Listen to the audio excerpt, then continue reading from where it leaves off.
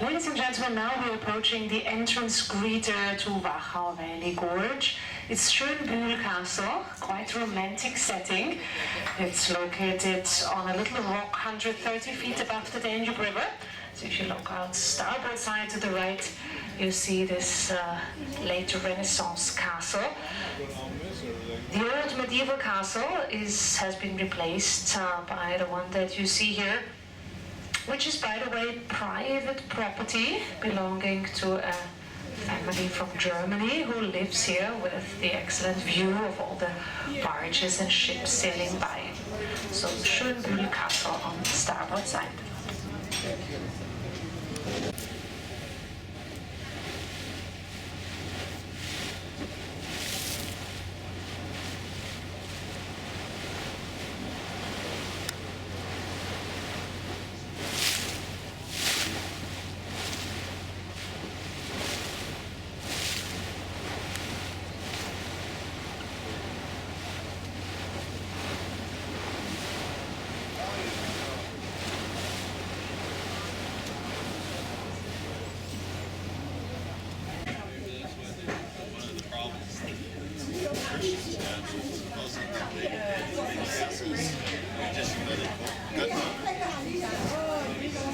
The castles were built to withstand like catapults, throwing rocks and stuff.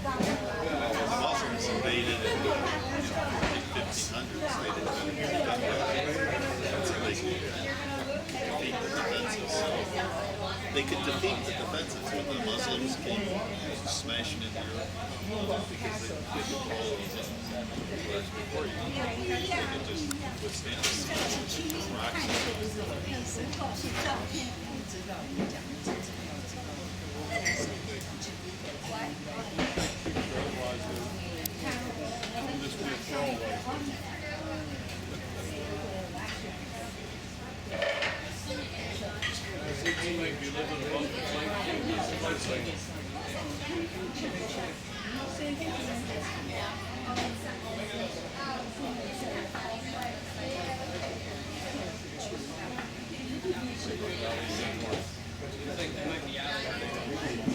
I'll be back.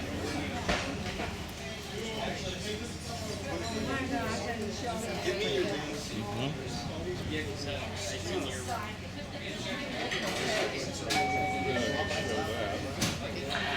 Well, now that we are sailing by the Castle Shunbul, the next charming little site, also starboard side, is the former monastery, also named Shunbul.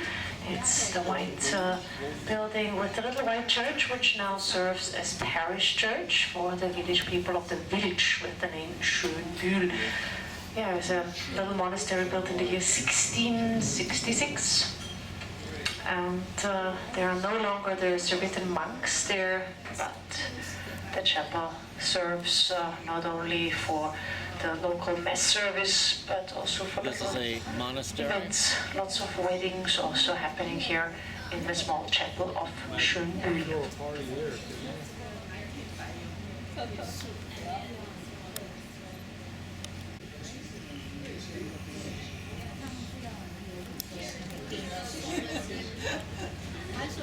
Nice and quiet.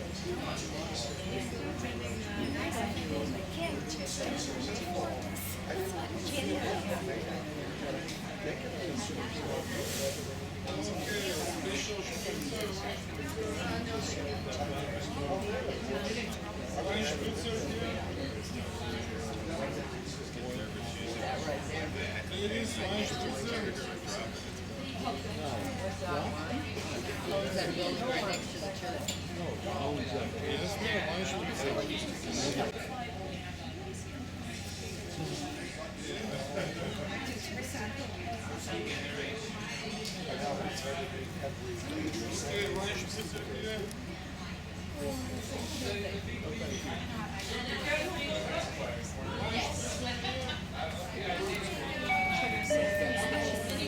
As we're now in the valley, we're here in the first section, which is called the Dark Stone Forest, Dunkelsteiner Wald. In a few miles, the valley will have more cultivation of the apricot trees and also the wine terraces, which mainly produce white wine, Riesling and Grüner Veltliner variety.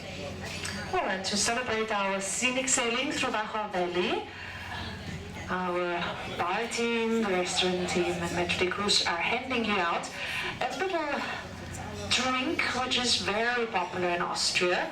It's a light, refreshing drink, a little bit of alcohol it has. It is a Kaiser Spritzter, so it's the Emperor's Spritz, with Emperor Franz Joseph's favorite little drink. It's a white wine with a dash of sparkling water and another dash of elderflower syrup and a little bit of mint. So we love the elderflowers. We pick them in June and we make syrup out of that. And to the rather crisp white wine, it adds a little sweet extra taste.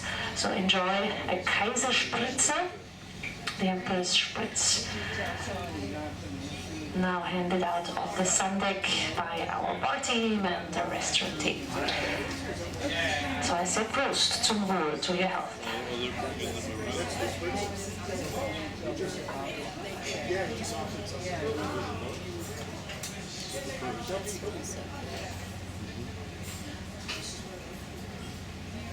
Hi, Karen. Sorry to get my back to you.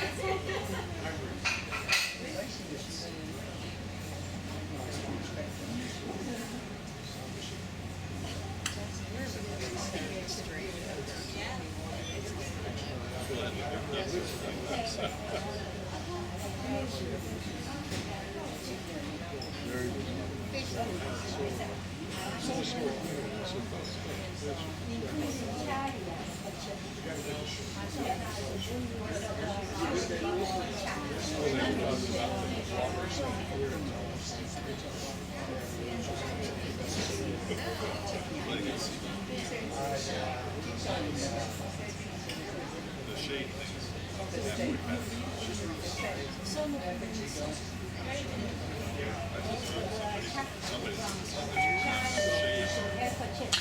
Well, we were just passing Danube River kilometer 2030. Maybe you've seen the black plate was on starboard side. So these kilometer markers usually to be found on the right side, on starboard side, black plates with white digits. Usually the first two digits are rather small. It's always this 20 for the 2000. And so we passed kilometer 2030. So the next one will be 2029, as the Danube River is counted backwards. So as I told you earlier the week, so it is kilometer 0, not at the source, but at the mouth of the river. So the river is quite long, Europe's second longest river, and still more than 2,000 kilometers, or 1,400 miles to go on the Danube River. Well, not for us it's approximately now 15 more miles, and less even to reach Durnstein.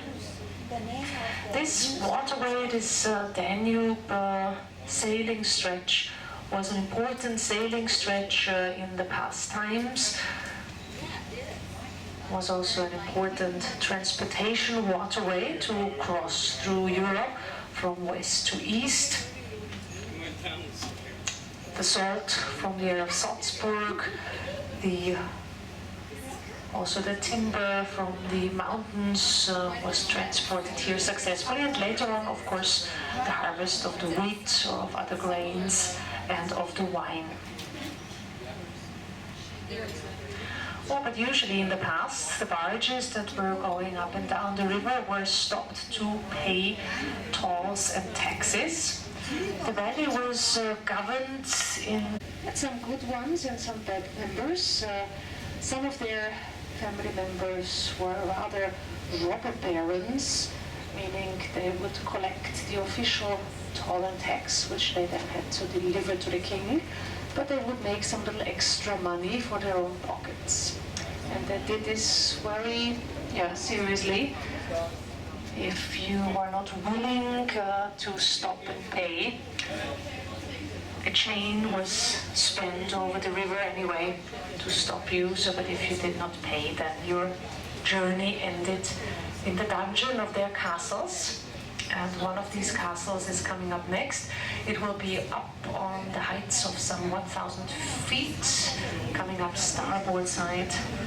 In the next minutes, the castle, now a ruin of Akstein.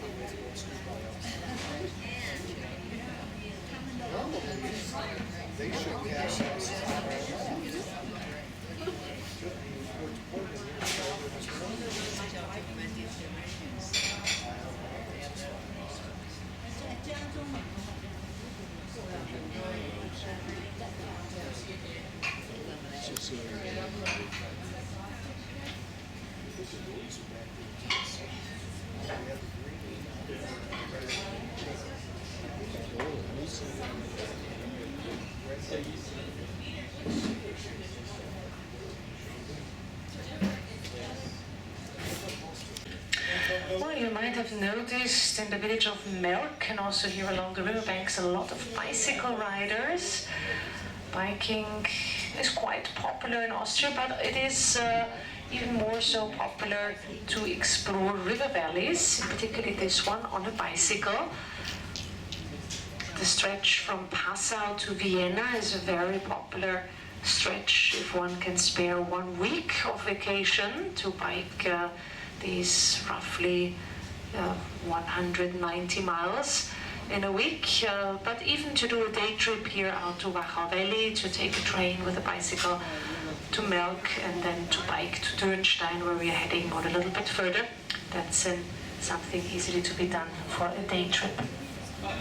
People bike on these 2 bicycle lanes that are on each side of the river, and that used to be the former tow paths. When the steam engines hadn't been invented yet, barges could not sail upstream, the current was too strong, so somebody had to pull these barges on these pulling tow paths, and they're now nicely transformed into paved bicycle paths. And if you plan also to get yourself on a bicycle and bike down the Danube River next time you're coming back, choose the direction with the water flow, west-east, like we are going, because the wind here in the valley usually comes from the west, comes from direction Passau. So it helps you a little bit, it pushes you gentle towards your next destination.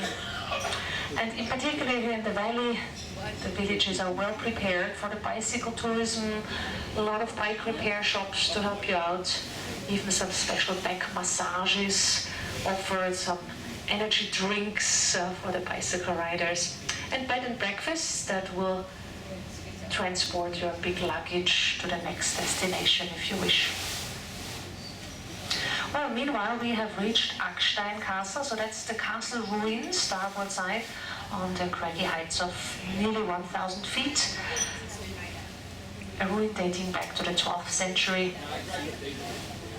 Now it is in public property, can be visited, so you can get an idea how the knights were watching out for travelers and what the dungeons were looking like up there.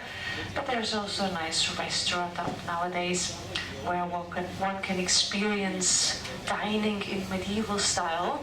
So pork knuckles, for instance, where you're only provided with a knife and you have to, well, eat yourself through the big plates. You can either hike up to Akstein, but there is now also a road leading up to this castle. It's like a monkey.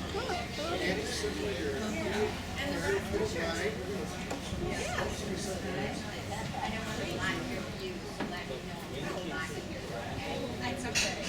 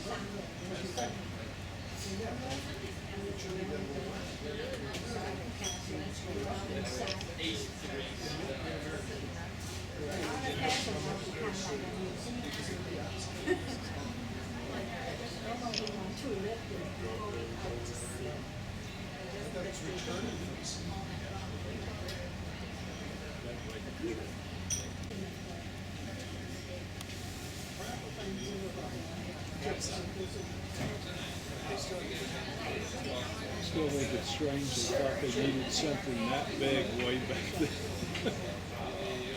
Strange that what? That big. That's built right into the rock. Why they put it up like it's got bigger together. After the Middle Ages together. There wasn't anybody back there when I went back there, so I got just a hot tea.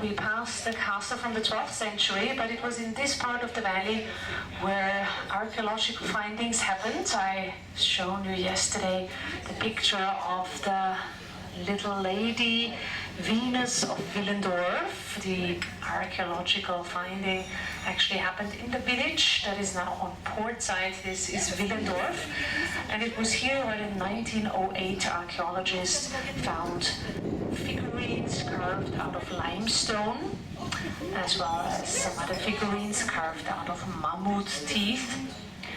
And it's hard to determine the exact age of this figurine, but it's somewhere in between 28,000 and 26,000 BC, before Christ, that these figurines can be dated to. Venus of Villandorf, now in the Natural History Museum in Vienna, she is exhibited. And the little village is the one now on port side.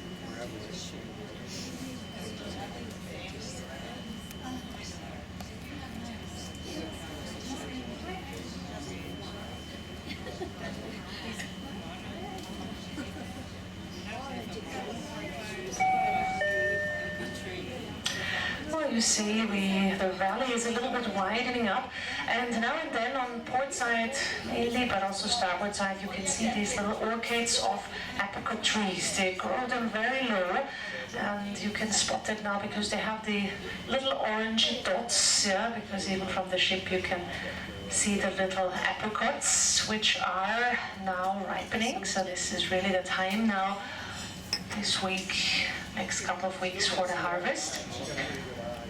But all this farming here is on rather small scale, so it's the case also for the wine growing, yeah? So don't expect hectares of orchids